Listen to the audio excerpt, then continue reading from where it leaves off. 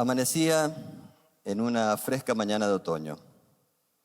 Con los primeros rayos del sol, partía a su diaria tarea de ayudante de jardinero. Sus intensos y escasos 12 años le habían mostrado, a veces incluso con crueldad, que parte del sustento propio y de su familia dependían de esta diaria tarea. Llegado el mediodía, una rápida comida, y salía caminando a un colegio rural que estaba cerca de su casa. En él, aparte de la educación, recibía muchas veces el afecto y el reconocimiento que tanto necesitaba. El mayor de 3 hijos de una familia de un papá casi siempre ausente. Y así, concluyendo la jornada de trabajo en la mañana y estudio en la tarde, regresaba lentamente a su casa, incluso muchas veces como intentando estirar el tiempo. Sabía que al llegar le quedaba una tarea entre otras tantas pendientes, y era colocar un poco de agua dentro de una regadora de plástico, comenzar a rociar el piso de tierra del sitio donde vivían y luego, por supuesto, sin levantar tierra, barrerlo. Y todo esto bajo la atenta mirada de su madre, que cada tanto solía recordar decía, no importa si es de tierra, igual tiene que estar limpio. Transitó su adolescencia como obrero en un viñedo. Y al estar casi finalizando el colegio secundario, decidió que iba a probar suerte cambiando de trabajo para empezar a hacerlo en un criadero de gallinas. El día anterior a su partida, el capataz de la finca donde trabajaba se le acercó y le dijo: mirá, sé que mañana te vas. Y yo sé que sos alguien muy inteligente, pero quiero decirte algo, porque si realmente querés aprender y querés progresar y querés ser alguien en la vida, hay 2 cosas que tenés que incorporar. La primera es, tenés que descubrir en los que están alrededor tuyo qué pueden enseñarte, porque todos los hombres y mujeres que te rodeen pueden ser tus maestros en algo. Y la segunda, si verdaderamente querés progresar, es que tenés que aprender que poco es siempre infinitamente mejor que nada. No era una vida de abundancia. Sin embargo, el estudio se había transformado poco a poco como en un sitio mágico. Un lugar a donde entraba y un poco que las carencias, las historias, los recuerdos, los fracasos, los abandonos, hasta el tiempo mismo desaparecía. Por eso no es de extrañar que una vez que contra todo pronóstico terminó la secundaria, casi sin pensarlo mucho, decidió comenzar a estudiar en una universidad. Tenía que caminar un par de horas como mínimo para cursar todos los días, pero estaba en una universidad. Y todo parecía marchar, no sé, al ritmo de algún proyecto alocado. Pero un día no cualquiera, este proyecto pareció derrumbarse en un instante en el profundo abismo del sinsentido. Se encontraba caminando, como diariamente lo hacía, para ir a cursar, cuando pasó por al lado de unos árboles prolijamente cortados, casi al nacimiento del tronco, pegados a la raíz. Al verlos, no pudo evitar pensar en su propia vida. Un tremendo dolor, un profundo e intenso dolor se abatió sobre él. Tan impactante, tan fuerte, que solo atinó a sentarse al lado de los árboles y, ajeno totalmente al mundo, ponerse a llorar. Y mientras lloraba, solo se le escuchaba decir: ¿por qué a mí? ¿Por qué a mí? En eso estaba, absorto de la realidad, cuando una voz interior lo sorprendió diciéndole: yo sé que caminás porque no tenés dinero. Sé que caminás porque no podés pagar un colectivo. Pero ¿y si tuvieras dinero? Y si tuvieras la plata para pagar el colectivo, serías tan hombre. De aún teniendo el dinero, caminar igual simplemente por mostrarle a la vida por anticipado agradecimiento por todo lo que te va a dar. No sé, dijo balbuceando mientras lloraba. Y casi sin darse cuenta se puso de pie y terminó contestando, pero creo que lo voy a intentar.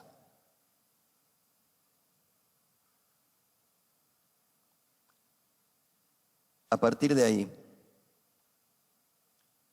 aquel joven dejó de caminar por necesidad económica y empezó a caminar para recordar su futura felicidad. Y cuando caminaba rumbo a la universidad, se imaginaba en un cálido y confortable salón de conferencias.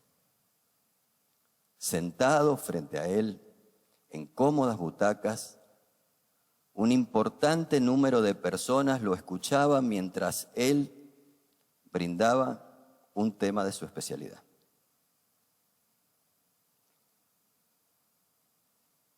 Al recrear esta historia, es muy probable que unos cuantos de nosotros hayamos traído al presente algún momento de nuestra vida, alguna anécdota o algún recuerdo que nos enseñó que no importa si un piso es de tierra, igual puede limpiarse. O alguna enseñanza de algún maestro que por suerte nos tocó en la vida que nos dijo: tenés que aprender de todos los que están a tu alrededor porque todos pueden ser tus maestros. O algo o alguien que en algún momento nos indicó y nos hizo ver que poco es siempre infinitamente mejor que nada. ¿Y saben por qué es esto? Esto es así porque nuestra vida no son las cosas que nos pasan. La vida de cada uno de nosotros, mi vida, no son las cosas que pasan. Son las historias que podemos construir mientras transitamos por los eventos que acontecen alrededor de nosotros.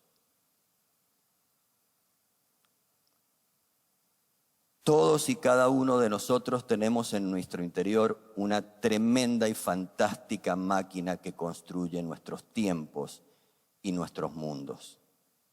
Todo lo que recordamos, todo lo que pensamos, todo lo que sentimos, la forma en que planificamos, depende de la historia que cada uno de nosotros ha sido capaz de construir. Y es tan tremendo el impacto que esto genera que el mundo se transforma en una representación tridimensional de mi propio interior. Pensemos si estoy triste, si estoy apenado, todo pierde color, todo se vuelve gris, todo se vuelve frío. Si estoy enamorado, las luces se encienden, la realidad se llena de color. Y hasta el clima es cálido. Cuando algo me gusta, el tiempo pasa a una velocidad asombrosa. Si estoy aburrido, esta charla se vuelve insoportable. Todos nosotros llevamos en nuestro interior esta máquina. Y esta máquina es tan maravillosa que no solamente construye las historias en las que sentimos, pensamos, planificamos y obramos, sino que es una máquina que además incluye la construcción de los tiempos en donde esas historias se dan. Y como las historias son tan distintas, esta máquina construye tiempos distintos. Esto que parece difícil, permítanme un ejemplo como para más o menos traducir. Pensemos en la última hora antes de haber venido acá o en la última hora que hemos transitado juntos compartiendo este fantástico evento. Cada recuerdo que tengamos en donde hay una sucesión de elementos, primero una cosa, luego otra, luego otra, luego otra, es una historia que estamos construyendo en un tiempo lineal. Sin embargo, perfectamente puede haber habido montones de momentos, montones de instantes, en donde en un mismo instante hemos recreado múltiples vivencias, múltiples pensamientos. Ahí no se trata de un tiempo lineal y sucesivo. Se trata de que en un mismo instante hay múltiples tiempos. Es decir, esta máquina que todos transportamos construye nuestras historias, construye nuestros mundos y construye nuestros tiempos. Pero, ¿vieron cuando todo viene bien y pero, justamente, hay un dato sencillo, simple, pero muy importante que tenemos que tener en cuenta. Y es que esta fantástica máquina siempre trabaja con la última versión que hemos construido del mundo y del tiempo. Esto uno puede decir, qué fantástico, porque está siempre actualizado, como si fuese un programa o algo que se actualiza automáticamente. Sí, es verdad, pero el problema de esto es que si nosotros no estamos al timón de nuestra máquina sigue repitiendo el mismo modelo mientras pasa el tiempo. Y ese mismo modelo que vamos repitiendo, terminamos volviéndonos adictos a él. Y si no, ¿cómo se entiende que tantas veces recreamos la misma obra de teatro con diferentes actores en lo que es la dramatización de nuestra vida? ¿Cómo es posible que sabiendo que no debo cometer determinados errores o tener determinadas cosas que modificar, las sigo repitiendo? Y esto sucede porque cuando no actualizamos, cuando no nos ponemos al timón nosotros de la máquina sigue repitiendo la última versión. Nuestro interior neuroquímico se acostumbra y luego se vuelve adicto. Y acá no hay inteligencia que valga. Entonces, si esto es así, la pregunta podría ser perfectamente, ¿cómo hacemos para ponernos al timón de nuestra máquina? Miren, las respuestas que tengo para dar a esa pregunta son bastante sencillas y evidentes, pero permítanme que aunque sea un repaso entre todos, podamos hacerlo. Si es una máquina, ¿no es acaso legítimo que la primera pregunta que me formule sea ¿qué tipo de combustible le doy? Ninguno de todos nosotros creo que utiliza un combustible indebido en su auto. Sin embargo, nosotros consumimos en general azúcar, harinas refinadas, o sea, todo lo más adictivo, para después querer que nuestra máquina no sea adictiva.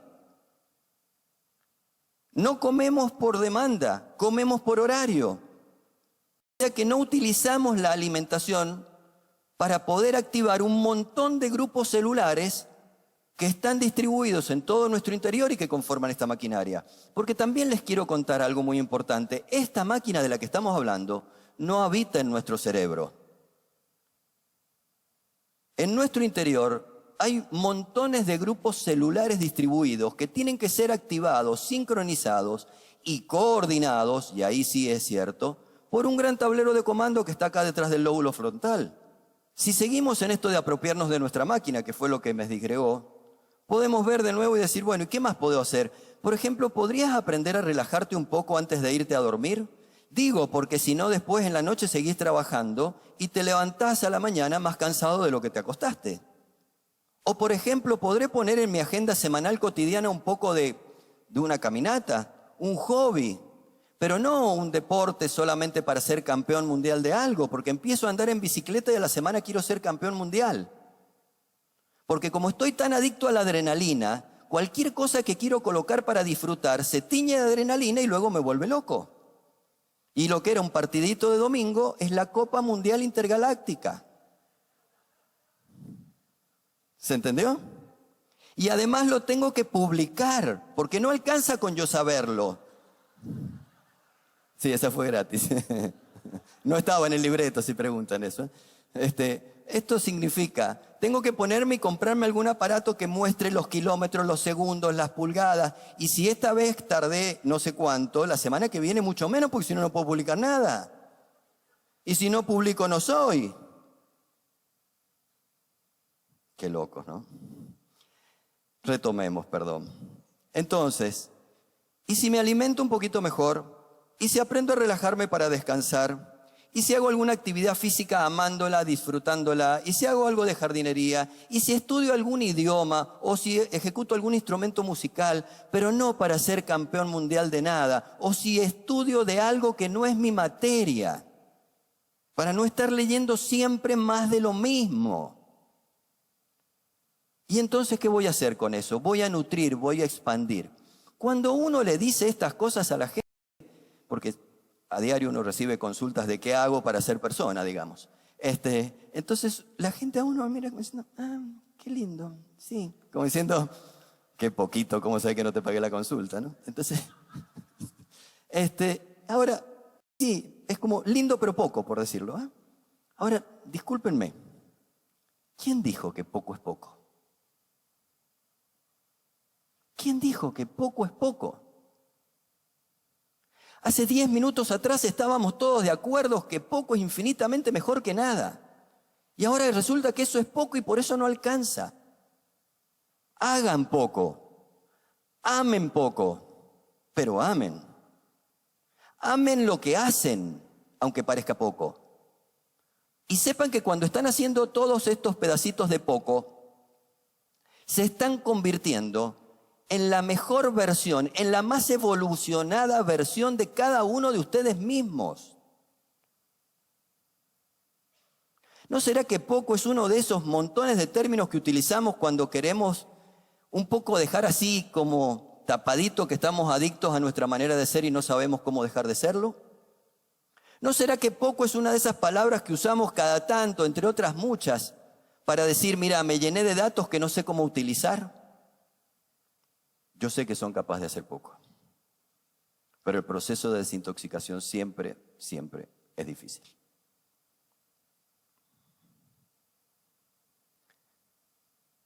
Hoy, al igual que hace ya unos cuantos años, en aquellas caminatas hacia la universidad, nos volvemos a encontrar en este cálido y confortable salón de conferencias. Hoy, ustedes y yo estamos nuevamente reunidos.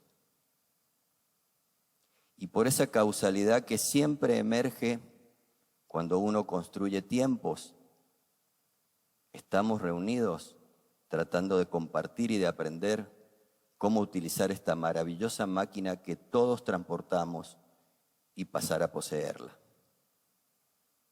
Y por este reencuentro y por este tiempo, permítanme decirles a todos y cada uno de ustedes, en particular a cada uno de ustedes, muchas gracias por haberme acompañado en aquel entonces.